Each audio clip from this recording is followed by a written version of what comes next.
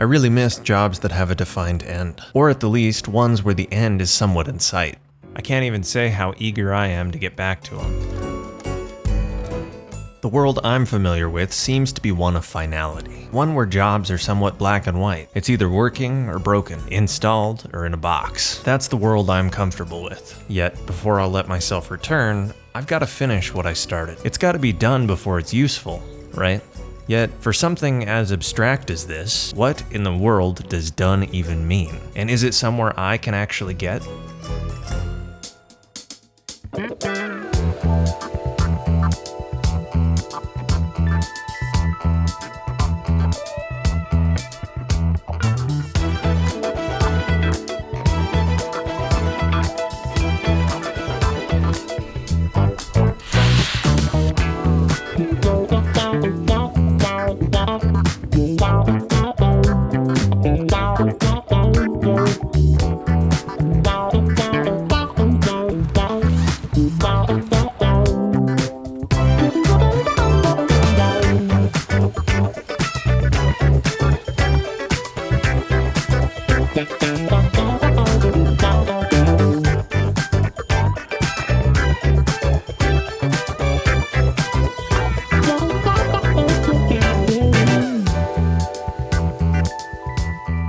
Man, I can't wait to get back to working on cars. Feels like it's been way too long. And it's not exactly like the cars don't need anything either. I mean, to be fair, I did know that each of my projects was technically in the middle. None of them were complete, and all of them still have issues that need fixing. So that's really nothing new. What is new is the mounted pressure from adding 2 more to my to-do list, and the fact that the existing projects seem to be getting tired of being neglected. In other words, I should probably hurry and finish the garage so I can actually use it. Don't want things getting too out of hand now, do I?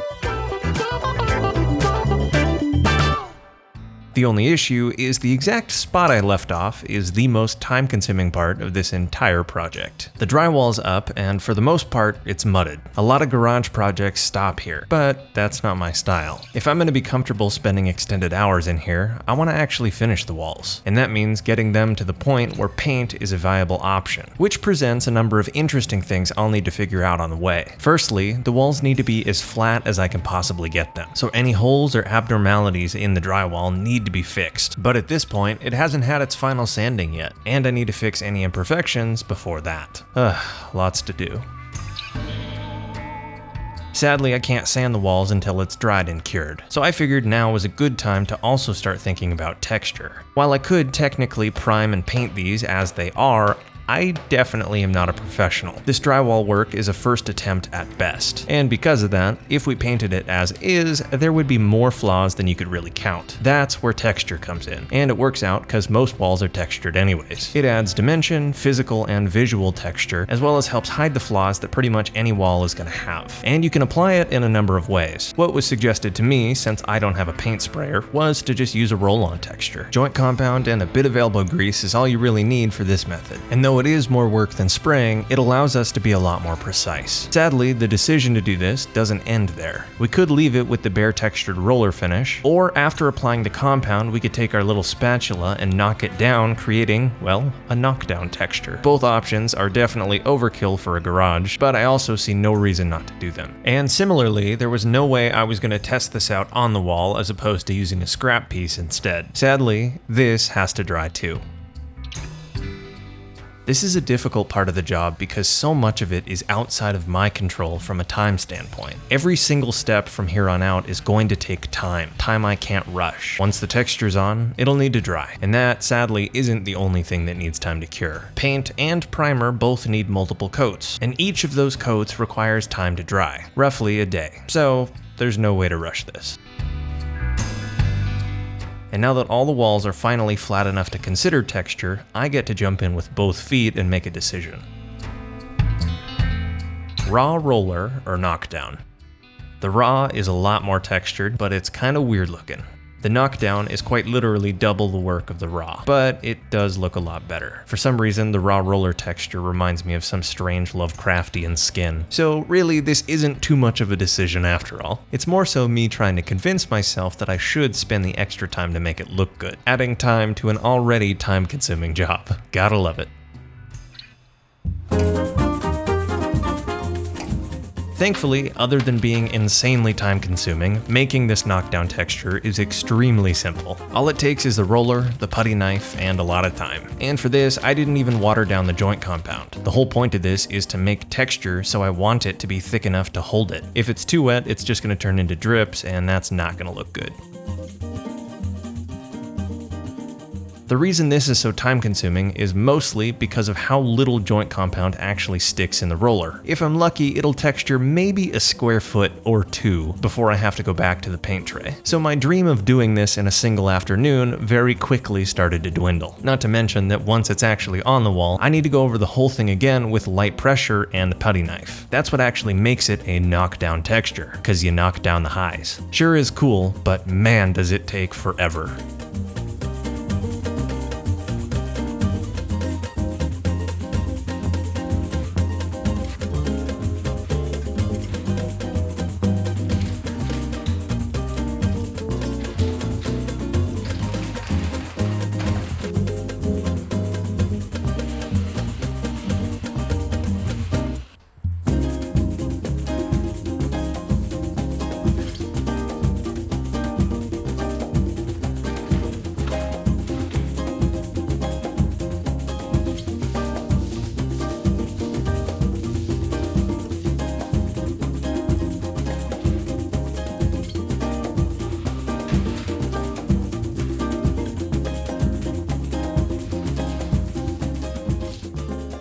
That wasn't so bad, now was it? With each minute, it really is starting to look more like an actual wall now. But then again, I've spent almost half a day on this, and I've still got 2 walls left, one of which is a whole lot larger. That's just great. Yeah, absolutely great. This is totally gonna be worth it. At least I hope.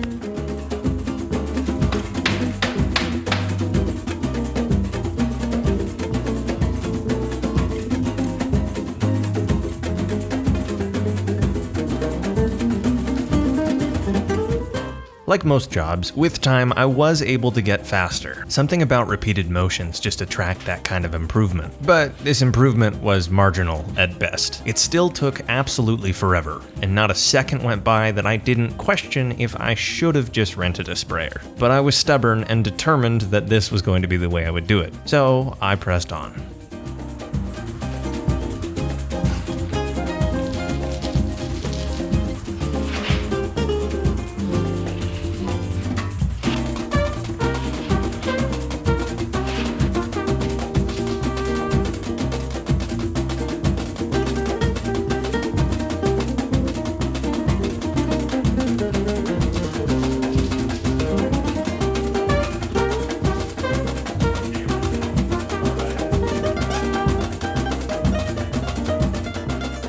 Eventually, after about 2 days of working on this, all of the walls had texture. Too bad I'd have to wait for it to dry to see what it really looks like. And realistically, that amount of waiting was about to be the least of my concerns. It was about to get a whole lot more time consuming.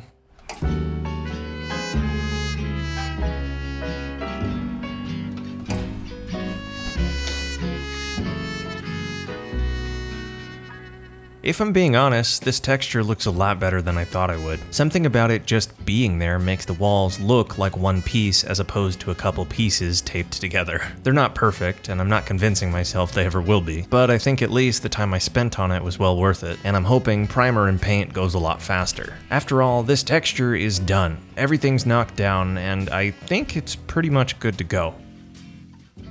Oh.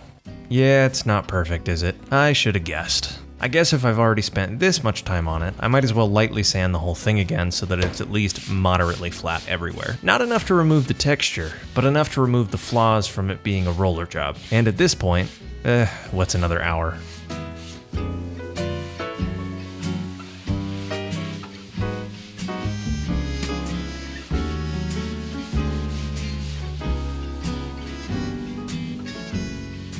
Eventually, as time passed, I was ready for paint. Well, not quite. I was ready for primer, and since I'm painting fresh drywall, this is an absolutely critical step. Drywall is incredibly porous. It's not waterproof, and to some extent, it's going to absorb whatever medium we put on it. So might as well start with some PVA primer, which helps mitigate that. It's also a ton cheaper than real paint, and gonna help prevent any splotchy finish with the color. It's all gonna be even.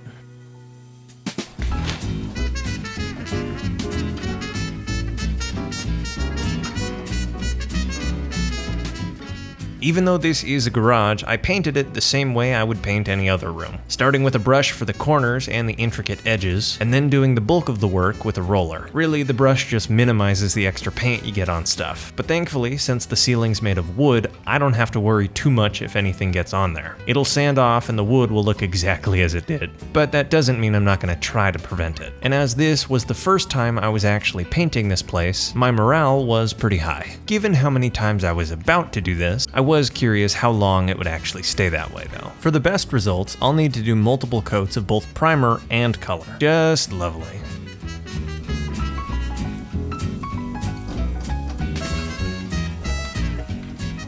Despite knowing how many times I would be doing this in the future, I couldn't help but think about how excited I was to be at this stage right now, finally putting paint of some kind on the walls I built.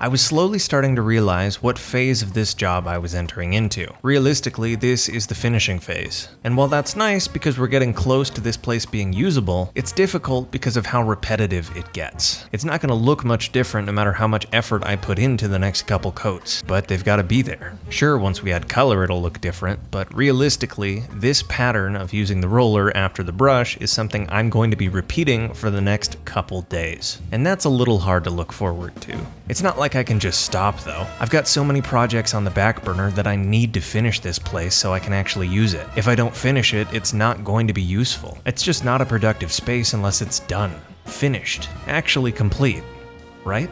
At least that's what I used to think, or I still think it. At this moment, I don't really know. I'm starting to wonder if this place can be useful and still be in progress. Given how long it's taking, if I really want to call it finished before I do anything in it or consider it useful, I don't really know how long that's going to take, or if it's actually possible. Maybe I have the wrong idea though. It's not like I haven't been using this space to improve this space, right?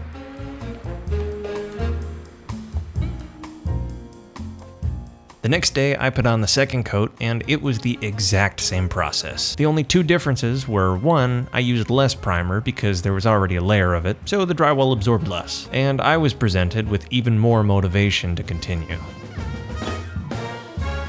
The first of the parts to hopefully fix the S6, well, it just showed up, and the garage is currently at a state where I can't do a thing about it.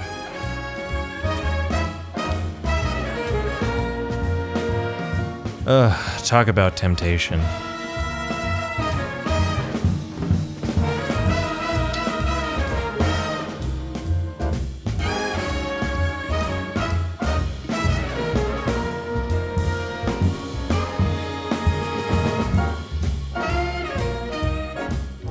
Soon, S6. Soon. At least I hope.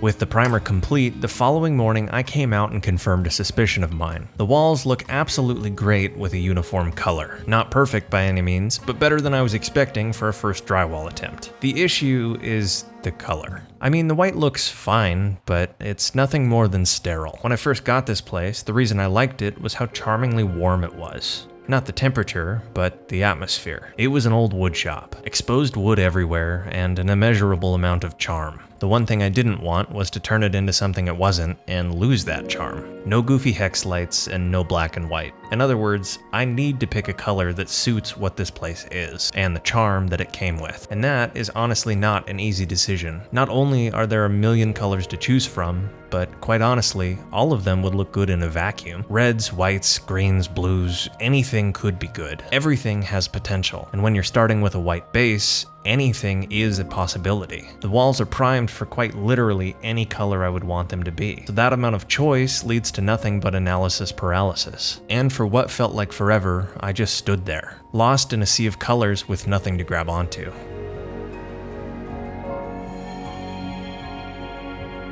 I just wish I could find a color that would feel natural in here. Like you'd open the door and it would just make sense that it was there. Or at least as much as it could when you open a garage door to find a finished garage. Either way, I was feeling lost. And in my quest to find something natural, I found myself looking towards nature itself. Weirdly, that helped. Somehow, all this time I'd been convincing myself that I needed to pick a color that would replace the white. Something that would look good in a vacuum. But that's a fool's question. Anything would look good in a vacuum. This place isn't a vacuum. Up until now, I'd almost forgotten that there are other colors that are already in here. Colors that, if I want whatever color the walls to be to look natural, need to be taken into account. Somehow, I had completely forgotten about the wood tones and the naturally colored ceiling that I spent so much time making. If I'm lost in a sea of color, that is my life preserver. This is the charm that this place had, or at least right now, what's left of it. If I want to bring that charm back, I need to not only pick a color that goes with the natural wood, but accentuates it and makes it look intentional, which is what led me down the natural color route. I absolutely love greens and blues, and they would look fantastic with the natural wood. Great. That eliminates a lot of colors, but how dark should it be? Definitely bright enough to see in, but dark enough that my other hobbies make sense in there. I'd also prefer it lean towards the yellow side than the blue side. In other words, after a long time getting to this point, the garage was finally ready for paint, and the color was picked.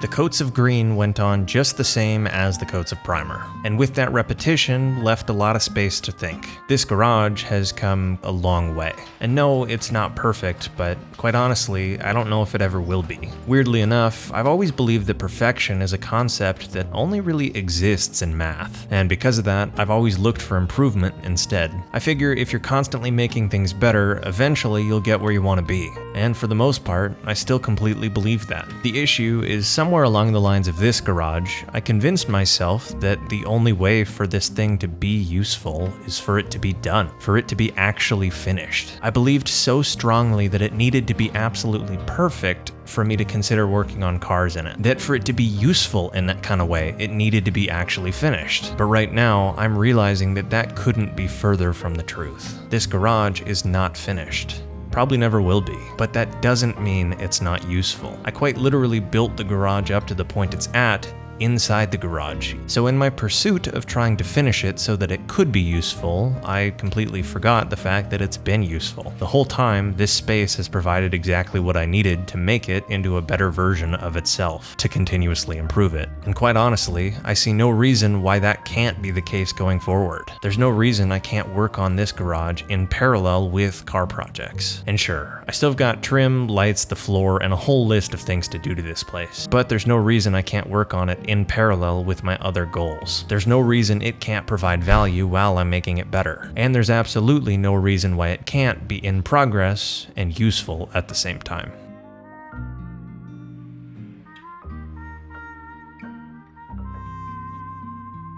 Thank you for watching. If you enjoyed the video, consider dropping a like and subscribing for more. That's the best way you can help support me and my content. Either way, I'll see you guys in the next episode. Thank you again. Have a wonderful day.